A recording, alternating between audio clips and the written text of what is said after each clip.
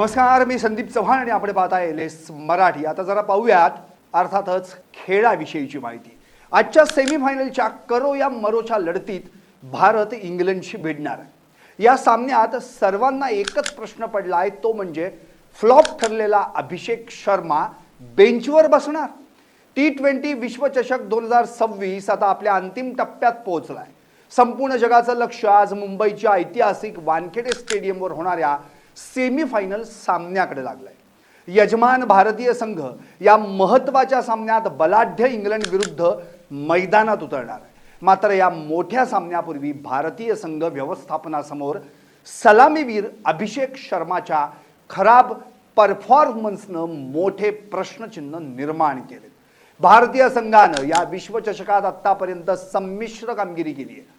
जरी संघानं सेमीफायनलमध्ये धडक मारली असली तरी सलामीची जोडी आणि मधली फळी सातत्यानं धावा करण्यात अपयशी ठरली आहे। भारतानं सुपर 8 फेरीतील महत्त्वाच्या सामन्यात विजय मिळवून आपलं स्थान निश्चित केलंय। मात्र आता बाद फेरीचा सामना असल्यानं कोणतीही छोटी चूक भारताला विश्वचषकाबाहेर काढू शकते। IPL मध्ये आपल्या धडाकेबाज फलंदाजीनं छाप पाडणाऱ्या अभिषेक शर्माला या विश्वचषकात आपली लय सापडलेली नाहीये। आतापर्यंत खेळलेल्या 6 सामन्यांमध्ये अभिषेकनं केवळ 13.33च्या सरासरीनं 80 धावा केल्यात। झिम्बाब्वे विरुद्ध त्यानं 55 धावांची एक जलद खेळी केली होती। मात्र इतर सर्व महत्त्वाच्या सामन्यांमध्ये तो स्वस्तात बाद झालाय। माजी भारतीय प्रशिक्षक रवी शास्त्री यांनी उघडपणे अभिषेकला प्लेइंग 11 मधून वगळण्याचे संकेत दिले। शास्त्री यांच्यामध्ये सेमीफायनल फेरीसारख्या मोठ्या दडपणाच्या सामन्यात तुम्हाला अनुभवाची गरज असते। अभिषेक सध्या तांत्रिकदृष्ट्या चाचपडताना दिसतोय। मात्र गोलंदाजी प्रशिक्षक मॉर्नी मॉर्कल यांनी अभिषेकची पाठराखण करत त्याला मॅच विनर म्हटलंय। सूत्रांकडून मिळालेल्या माहितीनुसार कर्णधार सूर्यकुमार यादव आणि संघ व्यवस्थापन अभिषेक शर्माला बेंचवर बसवून एका अनुभवी खेळाडूला संधी देण्याचा विचार करत आहे। जर अभिषेकला वगळलं तर काही बदल होऊ शकतात। संजू सॅमसनला सलामीला आणून डावाची सुरुवात केली जाऊ शकते। संजूकडे वानखेडेवर खेळण्याचा मोठा अनुभव आहे। अभिषेक बाहेर गेल्यास मधल्या फळीत फिनिशर म्हणून रिंकू सिंगचा समावेश होऊ शकतो। रिंकूनं यापूर्वी कठीण प्रसंगात भारताला विजय मिळवून दिलाय। दुसरीकडे इंग्लंड संघ सध्या प्रचंड फॉर्ममध्ये आहे।